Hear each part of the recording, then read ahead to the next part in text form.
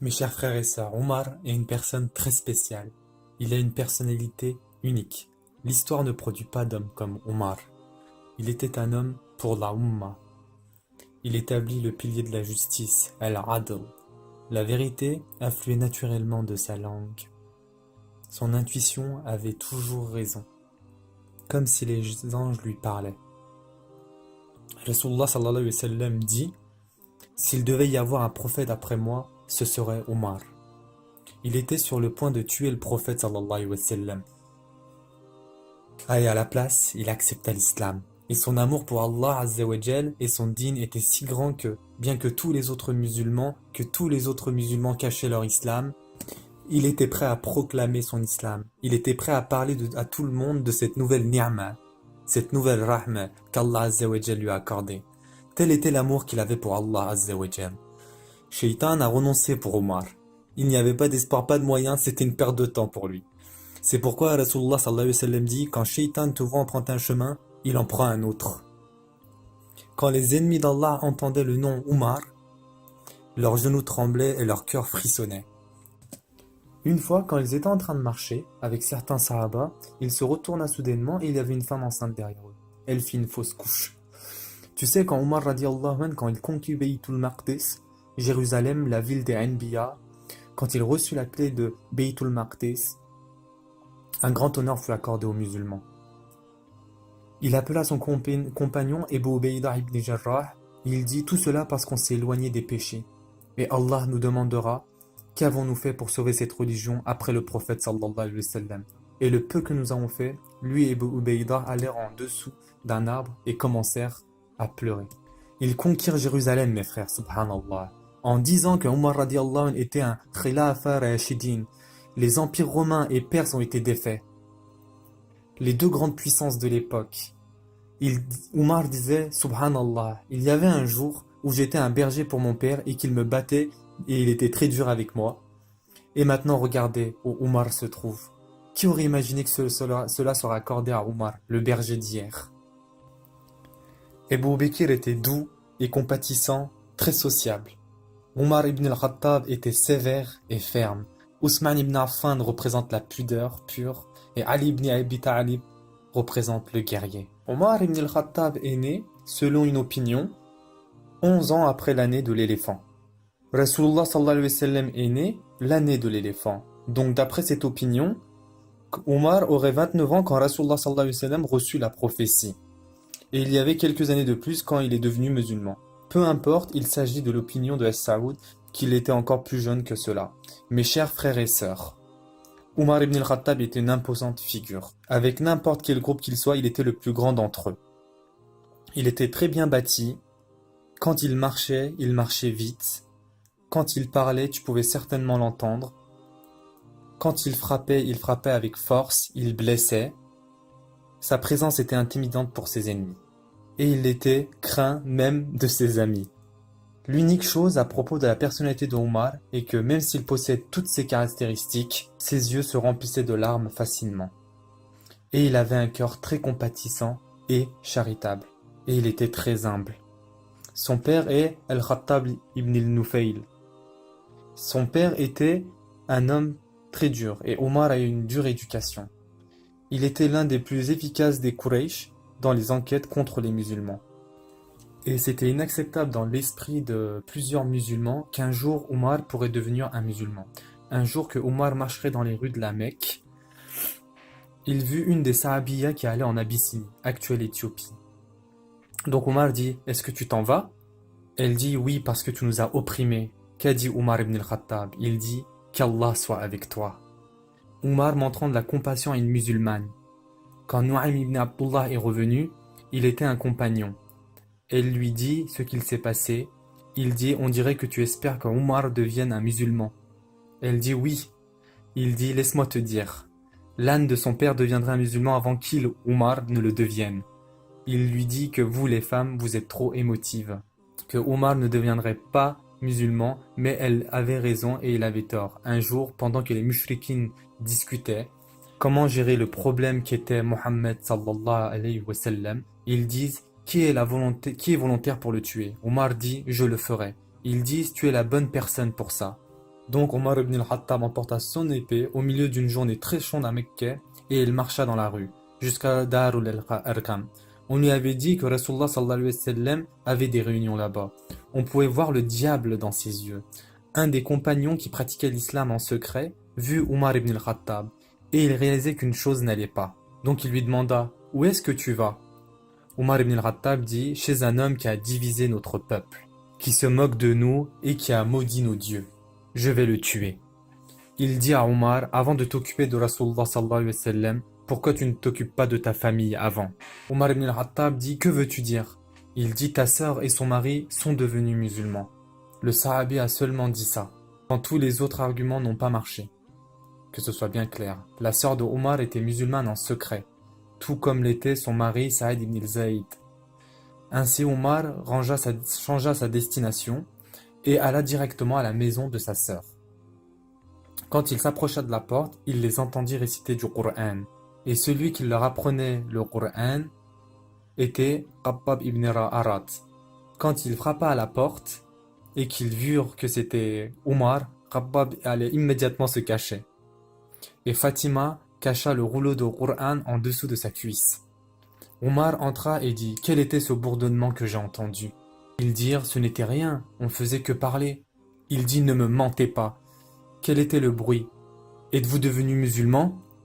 Saïd ibn Zayd dit, et si l'islam était meilleur que ta religion? À ce moment, Omar ibn al-Khattab attaqua Saïd. Il le jeta au sol, puis il s'asseya sur lui. Quand Fatima vit cela, elle essaya de défendre son mari. Omar ibn al-Khattab la frappa, et ce fut au visage, et elle commença à saigner. Puis elle dit, toi, l'ennemi d'Allah, tu me frappes juste parce que je crois en Allah. Que tu aimes ce fait ou non, j'atteste et je témoigne qu'il n'y a pas de Dieu en dehors d'Allah et Mohammed sallallahu alayhi wa sallam est le messager d'Allah. Fais ce que tu veux. Quand Omar ibn al-Khattab vit cette force émanant de sa sœur et sa fermeté et qu'il vit du sang sur son visage, il regretta ce qu'il venait de faire. Donc il s'éloigna de Saïd et il s'asseya et dit « Remets-moi ton parchemin ». Elle dit « Je ne te le remets pas ». Il dit « Ce que tu viens de dire vient de toucher une corde sensible dans mon cœur ». Il dit « Je te promets que je te retournerai le parchemin sans dommage ». Elle dit « Tu es mushrik et tu es en état d'impureté. Tu dois faire ghusl, grande ablution si vous voulez ». Omar ibn al-Khattab s'en alla et fit le ghusl. Il prit un bain puis revint. Elle lui donna le parchemin. Omar ibn al-Khattab radiallahu anhu commença à réciter les ayats du parchemin. Quand Omar ibn al-Khattab récita ces ayats, il dit « Est-ce que ceux-là dont les Quraysh sont contre? Celui qui a dit ces paroles se doit d'être adoré. Où est Mohammed ?» Ils dirent où Rasulullah sallallahu alayhi wa sallam était en réunion avec les Sahaba. Omar ibn al-Khattab radiallahu anhu alla à Darul al-Arqam et frappa à la porte. Les Sahaba jetèrent un coup d'œil et ils virent que c'était Omar. Donc ils s'assirent tous. Hamza les regarda et dit « Que vous arrive-t-il » Ils dirent « C'est Omar ». Que dit Hamza? Il dit « Qu'est-ce que cela peut faire si c'est Omar? Il était le chevalier des Quraysh. S'il est venu pour le bien, alors il est le bienvenu. S'il est venu pour le mal, alors nous le tuerons avec sa propre épée. » Hamza ouvra la porte, puis lui et un autre sahabi prirent Omar par les bras. Et ils l'apportèrent à Rasulullah sallallahu alayhi wa sallam. Rasulullah sallallahu alayhi wa sallam dit « Arshilo, laissez-le tranquille. » Donc Hamza et l'autre sahabi lâchèrent Omar. Rasulullah sallallahu alayhi wa sallam saisit Omar par ses vêtements et le tira vers lui et dit « Pourquoi es-tu venu ici, fils d'Al-Khattab? Ne vas-tu pas cesser de te battre contre l'islam avant qu'Allah ne te détruise ?» Omar ibn al-Khattab dit « Ô messager d'Allah, je ne suis venu ici pour d'autres raisons que celle de croire en Allah et en son messager. » Rasulullah sallallahu alayhi wa sallam fit le takbir et quand ils entendirent le takbir de Rasulullah sallallahu alayhi wa sallam, la totalité du lieu éclata en takbir. Ils ne pouvaient pas le croire et c'était tellement fort qu'ils devaient se disperser immédiatement parce que tout le monde aurait pu l'entendre. Ainsi Omar devint musulman et grandit à travers l'islam, jusqu'à devenir le second plus grand après Abu Bakr as-Siddiq radiallahu anhu. Maintenant, Omar ibn al-Khattab était devenu l'homme qu'il est. Il ne voulait pas que sa reconversion passe inaperçue. Où alla-t-il? Dans quelle maison choisit-il d'aller? À la maison d'Abu Jahil. Il alla à la maison d'Abu Jahil et frappa à la porte. Abu Jahil ouvrit la porte et dit « Bienvenue Ibn al-Khattab. parce qu'il ne savait pas encore qu'il était devenu musulman. Omar ibn al-Khattab dit « Je suis devenu musulman ». Et Abu Jahl dit « Quoi ?» Il dit « Je suis devenu musulman ». Et Abu Jahl dit « Ne fais pas ça ». Omar dit « Je l'ai déjà fait ». Et Abu Jahl lui claqua la porte au nez. Il y avait quelqu'un qui observait ce que faisait Omar. Il alla voir Omar et lui dit « Il semble que tu veuilles que les gens sachent que tu es devenu musulman. » Il dit « Oui ». Il dit « Tu vois cet homme là-bas, va vers lui et dis que tu es devenu musulman. C'est tout ce que tu as besoin de faire. » Il parlait de Jamil ibn Muammar al-Jumahi. Jamil ibn Muammar est l'homme qui ne peut mettre un peu d'eau dans sa bouche. Il était un émetteur mobile, si vous voulez, une station de radio vivante à l'époque. Donc il alla le voir et il dit « Jamil, je suis devenu musulman. » Jamil se leva immédiatement, sans rien dire, il se leva, traîna son izhar, son vêtement, et marcha vivement jusqu'à la Kaaba où tout le monde se réunit. Et puis il dit « Ya Quraysh, ô peuple de Quraysh, Omar est devenu musulman », répandant la nouvelle dans tout Mecca. C'est tout ce qu'Omar avait besoin de faire, le dire à Jamil. La foule attaqua dans toutes les directions, et Omar au milieu d'eux se battait pour se défendre. Et il l'attaquait, on le frappait de tous les côtés. Omar ne pouvait continuer à lutter, il s'assit par terre alors que les gens le frappaient. Puis il dit « Si nous étions plus forts de 300, vous la quitteriez pour nous, ou nous la quitterions pour vous. » Et c'était une déclaration très prophétique. Ce que Omar dit est que si nous étions plus forts de 300, nous nous batterions contre vous. Et soit vous quittez Mecca, soit nous la quitterons pour vous. Et subhanallah, l'ordre du djihad a été donné. Et la première armée à rencontrer Al-Kufur était de 313 personnes à Badr. Omar alla à Darul al-Arkam et il demanda à Rasulullah sallallahu alayhi wa sallam. Il dit « Ne nous sommes pas dans le droit chemin, que nous vivions ou nous mourrons ?» Rasulullah sallallahu alayhi wa sallam dit « Oui. Alors pourquoi devons-nous nous cacher ?» Rasulullah sallallahu alayhi wa sallam fut d'accord avec Omar et il organisa les musulmans en 2 rangs. Et Rasulullah sallallahu alayhi wa sallam se tenait au milieu de ces 2 rangs. L'un des rangs était mené par Omar et l'autre par Hamza. Et ils marchèrent dans les rues de Mecca, déclarant « Ashhadu an la ilaha illallah Muhammad Rasulullah ». Quand Omar devient musulman, l'islam est devenu public. Et on invitait à l'islam publiquement. Et on s'asseyait en cercle autour de la maison d'Allah. Et on faisait tawaf autour de la maison d'Allah. Et nous avons commencé cela même en présence de ceux qui nous opprimaient. Tout cela grâce à l'islam d'un seul homme. Omar ibn al-Khattab radiallahu anhu. Il y a un autre incident qui a eu lieu avec Omar. Omar ibn al-Khattab dans sa jahiliya était un grand buveur. Il aimait beaucoup le vin. Une nuit, il faisait très tard. Il alla au bar de Mecca et ils étaient tous fermés. Donc il décida, comme il n'y avait rien d'autre à faire, qu'il allait faire tawaf. Donc il alla vers la Kaaba. Et il n'y avait rien d'autre à faire. Et que vit-il là-bas? Mohammed sallallahu alayhi wa sallam qui priait. À une heure tardive quand tout le monde dort. Omar ibn al-Khattab dit « Pourquoi ne pas frapper de peur le cœur de Mohammed sallallahu alayhi wa sallam ?» Donc ce qu'il fit, il alla derrière Al-Kaaba pour que Rasulullah ne le voie pas. Omar se tenait entre la Kaaba et la toile. Et il commença à se faufiler et faire le tour de Al-Kaaba. Rasulullah sallallahu alayhi wa sallam ne le voyait pas, jusqu'à qu'il soit en face de Rasulullah sallallahu alayhi wa sallam. Ce que Omar voulait faire était d'attaquer par surprise Rasulullah sallallahu alayhi wa sallam. Mais quand il arriva à ce point, il pouvait entendre clairement les ayats du Coran. Le peuple de Quraysh, intentionnellement, bouchait leurs oreilles pour ne pas entendre les ayats. Mais là, Omar est aux premières loges. Omar écoutait attentivement les ayats du Coran. Omar se dit à lui-même, cela doit être les mots d'un poète. Ce sont de très belles paroles. Rasulullah sallallahu alayhi wa sallam est en train de réciter Surat al-Haqa. Et la ayah exacte récitée juste après la pensée d'Omar était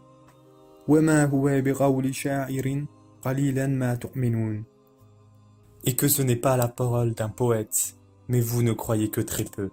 Omar ibn al-Khattab était choqué. Et il se dit immédiatement, cela doit être les paroles d'un qahin, d'un devin. Comment a-t-il pu savoir ce qu'il y avait dans mon cœur? Et la ayah suivante c'était ni la parole d'un devin, mais vous vous rappelez bien peu. Omar ne savait plus quoi penser. Cela devait être les paroles d'Allah. Allah le préparait pour le rôle important qu'il va jouer dans le futur. Il sera le second meilleur de tous les Sahaba. À l'époque de Mohammed sallallahu alayhi wa sallam, c'est-à-dire en l'an 622, le prophète ordonna à ceux qui le suivaient de migrer vers Médine. Médine devint le nouveau lieu de l'islam et la religion se répandit très vite à travers l'Arabie. En 624, Omar participa à la première bataille entre les musulmans et les Quraysh de Mecque, la bataille de Bedr. Concernant les campagnes de Omar, en 625, il prit part à la bataille d'Uhud. Plus tard dans l'année, il participa à une bataille, ou plutôt une campagne, contre la tribu juive des Benu Nadir. En 627, il participa à la bataille de la tranchée et aussi à la bataille des Benu Qurayza. Concernant les traités et les campagnes, en 628, Omar participa au traité de Hudaybiyah et a été fait témoin du pacte. En 628, il participa à la campagne musulmane de Khaybar. En 630, lorsque l'armée musulmane alla conquérir Mecca, il était dans l'armée. En 630, il prit part à la bataille de Hunayn et du siège de Taïf, mais aussi la campagne de Tabouk. Il fait partie de l'armée qui partit pour la campagne de Tabouk sous les commandes de Mohammed sallallahu alayhi wa sallam, et on rapporta qu'il donna la moitié de sa fortune pour la préparation de l'expédition. Et enfin, le dernier Hajj. Il participa aussi au dernier Hajj de Mohammed sallallahu alayhi wa sallam en 631. Depuis que Mecca embrassa l'islam et que la bataille de Tabouk prit fin, la plupart de la péninsule arabique était menée par Mohammed sallallahu alayhi wa sallam et il eut un record de participation au pèlerinage. Et arriva donc la mort de Mohammed sallallahu alayhi wa sallam. Quelques mois après son dernier Hajj, Mohammed sallallahu alayhi wa sallam se sentit malade et souffra de fièvre, de mal de tête et de faiblesse pendant plusieurs jours.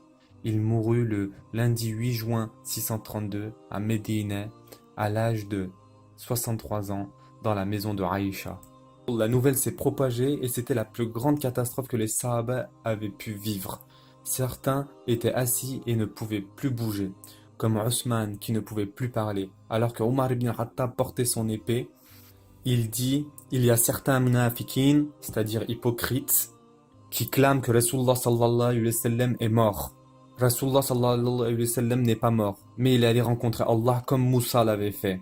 Et Rasulullah sallallahu alayhi wa sallam reviendra comme Moussa est revenu. Et Rasulullah sallallahu alayhi wa sallam coupera les mains et les pieds des personnes qui affirment qu'il est mort. Et il disait, tous ceux qui disent que Mohammed est mort, je le décapiterai avec mon épée. C'était à ce point difficile pour eux. Un homme fort comme Omar, pour qu'il soit secoué à ce point, nous montre que Rasulullah sallallahu alayhi wa sallam était tout pour lui. Abu Bakr revint sur son cheval et alla directement à la maison de Rasulullah. Rasulullah sallallahu alayhi wa sallam mourut sur les genoux de Aïcha. Il dévoila Mohammed sallallahu alayhi wa sallam, l'embrassa, puis pleura. Puis Abu Bakr dit, la mort qui t'était destinée est passée, tu ne mourras pas encore. Puis Abu Bakr alla au masjid, alors que Omar parlait et disait aux gens que Mohammed n'était pas mort. Abu Bakr as-Siddiq radiallahu anhu dit à Omar, reste calme. Omar ibn al-Khattab n'écoutait pas alors Abu Bakr, il l'ignora, s'écarta et commença à parler. Quand les gens ont entendu Abu Bakr parler, ils laissèrent Omar et vint à lui. Abu Bakr as-Siddiq radiallahu anhu dans un très court et bref discours dit, quiconque adora Mohammed, Mohammed est mort. Et quiconque adore Allah, Allah est vivant et ne meurt jamais. Puis il récita une ayah tirée du Surah Al-Imran. Mohammed n'est qu'un messager.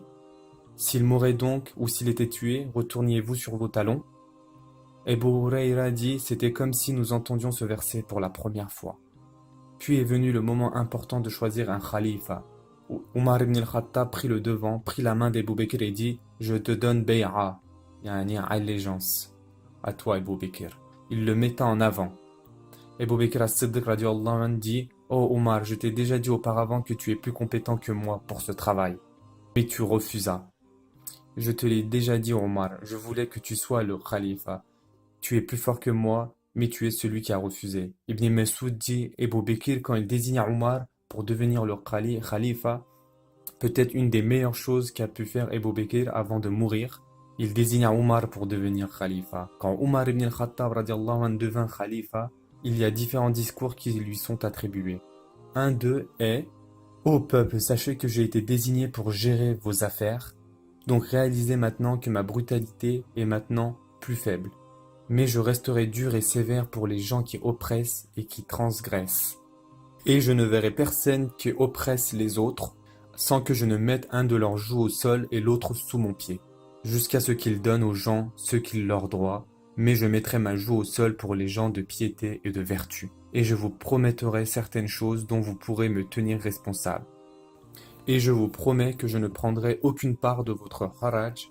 Haraj signifie ce que ta terre produit, et je ne prendrai rien des butins de guerre que vous aurez, excepté ce qui sera pris de droit, ce que j'aurai le droit de prendre en accord avec le livre d'Allah. Et cet argent, je ne le dépenserai qu'en accord avec la loi d'Allah. Et je vous promets que j'augmenterai vos salaires et vos provisions, et je vous promets que je protégerai vos frontières. Et je promets de ne pas vous jeter dans la destruction. Et je n'éloignerai pas les soldats de leur famille pendant une durée trop importante. Et quand je vous enverrai au djihad, je serai le père de vos enfants jusqu'à votre retour. Ayez de la taqwa, crainte, ô serviteurs d'Allah. Certains de ses conseillers, Ousmane ibn Affan, Abdurrahman ibn Auf et Ali ibn Abi Talib radiallahu anhu, et Ubay ibn Qahab, un savant du Coran, et Zayd ibn Sabit, celui qui a compilé le Mus'haf, ils étaient les proches conseillers d'Omar ibn Khattab radiallahu anhu. Son gouvernement était un gouvernement de justice et d'égalité. L'imam Malik dit qu'un juif et un musulman vinrent à Omar ibn Khattab pour résoudre un litige qu'il y a eu entre eux. Le jugement de Omar ibn Khattab fut pour le juif contre le musulman donc. Lorsque le juif s'en alla, il dit « Au nom d'Allah, tu juges avec justice ». Il était vraiment strict en ce qui concerne ses gouverneurs. Il voulait être sûr qu'ils appliquent al-adl. Chaque année, il rencontrait les sujets au Hajj et il les interrogeait au sujet de leur gouverneur. Il était un homme pour la Ummah. Il établit le pilier de la justice, al-adl. Quelles étaient les occupations de Omar ibn al-Khattab pendant sa khilafa? Omar ibn al-Khattab radiallahu anhu adorait durant la nuit et jeûnait durant le jour. Omar ibn al-Khattab radiallahu anhu faisait ses patrouilles de nuit, prenait soin des nécessiteux parmi les musulmans, et Omar ibn al-Khattab passait ses journées en finançant et en envoyant des armées faire le djihad fi sabilillah. Un jour, Omar ibn al-Khattab radiallahu anhu fut approché par un homme du nom d'Abu Lu'la. Il dit à Omar, « Mon maître al-Mughira ibn Subah me charge beaucoup trop. » Cet homme travaillait et al-Mughira prenait une part de ses profits. Peux-tu lui demander de réduire ma charge de travail? Omar ibn al-Khattab dit, crains Allah et sois bon envers ton maître. Cet homme se retourna et se dit à lui-même, sa justice est applicable pour tout le monde, sauf moi. Mais Omar ibn al-Khattab lui dit cela avec l'intention d'aller voir al-Mughira pour qu'il réduise sa charge. Mais la manière de Omar était de donner un conseil aux deux parties. Mais Omar ibn al-Khattab ne lui dit pas qu'il ira voir al-Mughira. Il lui dit seulement crains Allah et sois bon envers ton maître. Il alla voir al-Mughira et lui dit de réduire la charge de travail d'Abu Lu'la. Mais Abu Lu'la avait déjà l'intention de tuer Omar et comme il était un grand ouvrier, il sculpta son poignard qui était à double tranchant. Ainsi il pourrait donner des coups des deux côtés. C'était vraiment bien fait et il le trempa même dans du poison. Omar ibn al-Khattab entrera à la mosquée et arrangera les rangs avec sa main. Il dit aussitôt que Omar ibn al-Khattab radiallahu anhu dit Allahu Akbar, Abu Lu'la l'attaqua de derrière et le frappa à l'épaule. Il le frappa encore à la taille et ce fut le coup mortel. Puis Abu Lu'la enchaîna les meurtres. Quiconque se tenant devant lui fut frappé. Il frappa 13 personnes et 7 d'entre elles moururent. Quand Abu Lu'la sut qu'il serait arrêté, il se poignarda lui-même et commit donc un suicide.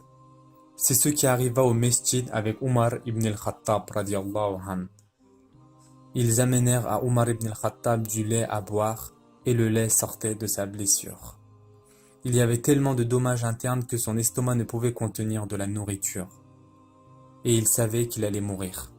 Avant que Omar ibn al-Khattab ne meure, il demanda à son fils Abdullah ibn Omar, va chez al-Mu'minin Aïcha et dis-lui que Omar, et ne m'appelle pas Emir al-Mu'minin, car je ne suis pas Emir al-Mu'minin désormais.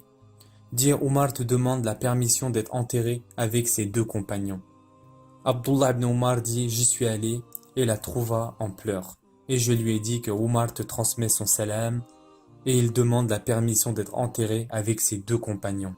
Aïcha radiallahu anha dit, je voulais cet endroit pour moi, mais aujourd'hui je fais à Omar cette faveur. Abdullah ibn Omar revenu, Omar ibn al-Khattab dit Abdullah revenu, il dit fais-moi tenir debout, c'est vraiment important pour lui. Puis il dit à Abdullah, quelle nouvelle as-tu? Abdullah dit les nouvelles que tu aimes. Omar ibn al-Khattab dit il n'y a rien de plus important pour moi que ça. Puis il dit quand je serai mort, va la revoir une nouvelle fois, parce qu'il ne voulait pas qu'elle prenne une décision qu'elle ait pu regretter. Il dit quand je serai mort, va la revoir une nouvelle fois et dis-lui que Omar demande la permission d'être enterré près de ses amis. Si elle me l'autorise, alors alhamdulillah. Si elle ne le fait pas, prends-moi et enterre-moi avec les musulmans. Ils portèrent le corps de Omar ibn al-Khattab et l'emmenèrent jusqu'à la pièce de Aïcha. Ils frappèrent à la porte et dirent: Omar te demande la permission d'entrer. Elle dit: il est le bienvenu. Rasulullah sallallahu alayhi wa sallam mourut à l'âge de 63 ans. Abu Bakr mourut à l'âge de 63 ans. Et Omar mourut à l'âge de 63 ans. Et ils étaient ensemble durant Dunya, et ils moururent au même âge. Et ils seront réunis le jour du jugement dernier. Ils étaient les plus proches amis. Ali ibn Abi Talib dit: je me rappelle Rasulullah sallallahu alayhi wa sallam disant: je suis sorti avec Abu Bakr et Omar, je suis entré avec Abu Bakr et Omar, je suis allé avec Abu Bakr et Omar. Tout le temps, Rasulullah sallallahu alayhi wa sallam mentionnait son nom avec celui de Abu Bakr et d'Omar. Il fut enterré par Othman ibn Affan radiallahu anhu, Shu'aib et Zayd ibn Zayd. Ce sont les trois qui l'ont placé dans la tombe.